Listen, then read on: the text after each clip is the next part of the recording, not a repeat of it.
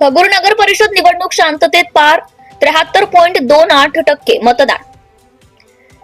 भगूर नगर परिषद निवडणुकीसाठी सोमवारी प्रचार संपल्यानंतर आज मंगळवार दिनांक 2 डिसेंबर रोजी कोणत्याही गालबोटाविना मतदान प्रक्रिया शांततेत पार पडली.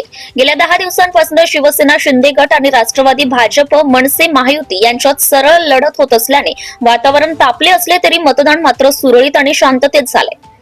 उपमुख्यमंत्री एकनाथ शिंदे, पाणी पुरवठा मंत्री गुलाबराव पाटील तसेच राष्ट्रवादीचे नेते व उपमुख्यमंत्री अजित पवार यांच्या सभा झाल्याने निवडणुकीत तापमान चांगलेच वाढले होते. दोन्ही गटांनी आरोप प्रत्यारोपांची तोफ डागत प्रचार रंगात आणला होता. प्रचार थंडावल्यानंतर सकाळी निवडणूक निर्णय अधिकारी पंकज पवार तसेच सहाय्यक निवडणूक निर्णय अधिकारी सचिन कुमार पटेल यांच्या उपस्थितीत मतदानास सुरुवात झाली. भगूरमधील एकूण 16 मतदान केंद्रांवर सायंकाळी 5:30 वाजेपर्यंत पुरुष मतदार 4,441, स्त्री मतदार 4,540, एकूण मतदान 8,981 तर टक्केवारी 73.28%. अंतिम क्षणापर्यंत अनेक मतदारांनी धावपळ करत मतदानाचा हक्क बजावलाय. मतदान सुरळीत पार पाडण्यासाठी पोलीस उपायुक्त किशोर काळे, सहाय्यक पोलीस आयुक्त सचिन बारी, संगीता निकम तसेच वरिष्ठ पोलीस निरीक्षक जितेंद्र सपकाळे, जयंत शिरसाट, श्रीनिवास देशमुख यांच्यासह पोलिसांचा मोठा फौजफाटा तैनात करण्यात आला होता. जिजाबाई चौवर मतदान केंद्रावर 2 वेळा मशीन बंद पडल्याने काही काळ गोंधळाचं वातावरण निर्माण झाले. मात्र तांत्रिक पथकाने तात्काळ दुरुस्ती करून मतदान सुरळीत सुरू ठेवले. शिक्षण मंत्री दादा भुसे आणि देवळाली मतदारसंघाच्या आमदार सरोज अहिरे यांनी विविध मतदान केंद्रांना भेटी देत मतदारांना मतदानाचा हक्क बजावण्याचं आवाहन केलंय. तर मतमोजणीची नवी तारीख यावेळी मतमोजणी 3 डिसेंबर रोजी होणार होती.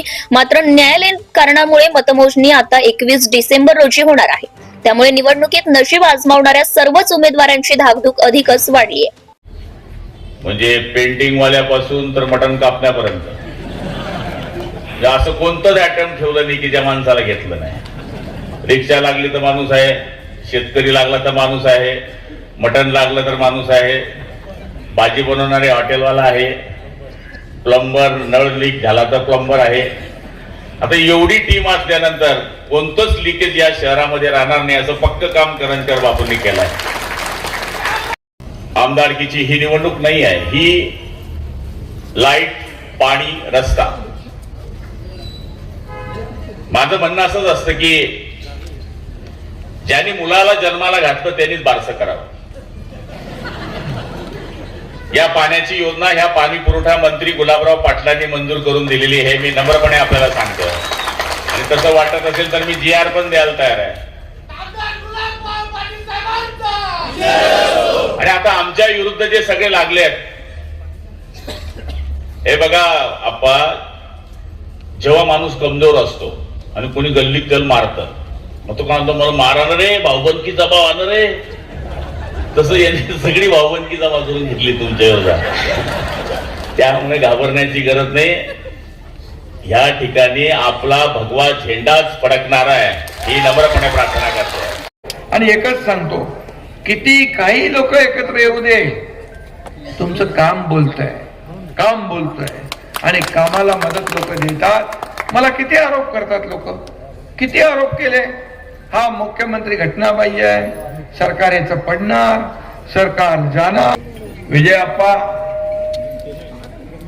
सावरकरांचा अपमान करणाऱ्यांच्या बांडीला मांडी लावून काही लोक बसले आहेत. ते सगळे लोक एकत्र आले तुमच्या विरोधामध्ये. सगळे जरी एकत्र आले असतील तर एक ही आप्पा सबको काफी है,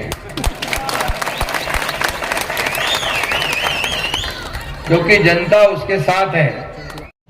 या पद्धतीचं जे राजकारण चाललंय ना, तुम्ही आता जागवा, कुणाला घाबरू नका.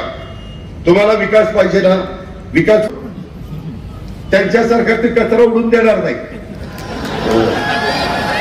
आता उद्याच्या दिवशी असं काय शिक्के मारा की आता कचरा कसा उडाला तशी सगळी उडून गेली पाहिजे. काय झालं, कारण दादागिरी करून, गुंडगिरी करून, दहशत करून काम होत नसतात. बाबा, प्रेमानी, आपलेपणाने, सलोख्याने, जिव्हाळ्याने, बाबा रे, काका रे, मामा रे, काय झालं समजून घेऊन, उमजून घेऊन काम करायचे असतात. आणि त्या पद्धतीने सरोज, प्रेरणा आणि बाकीचे हे सगळे मंडळी करतील, हा शब्द त्यांच्या साक्षीने देतो. जरा थोडंसं आपल्या इथल्या काही लोकांचं चुकतं. माझ्या भागामध्ये पश्चिम महाराष्ट्रात आम्ही एकमेकांच्या विरोधात असलो तरी देखील कुणी वर्ण पैसा मंजूर करून आणला तरी आम्ही त्याला स्टे देत नाही, आम्ही ते काम होऊन देतो. जाऊ दे, आपल्या भागातल्या लोकांचं काम होते ना, त्याच्यामध्ये दुःख काय. इथं सरोजने मंजूर करून आणलं की यांनी कुणीतरी तिथं आडवं लावायचं. अरे तुम्ही आडवं लावायला आलाय का विकास करायला आलाय? त्याचा काही Subscribe now and press the bell icon. Never miss an update.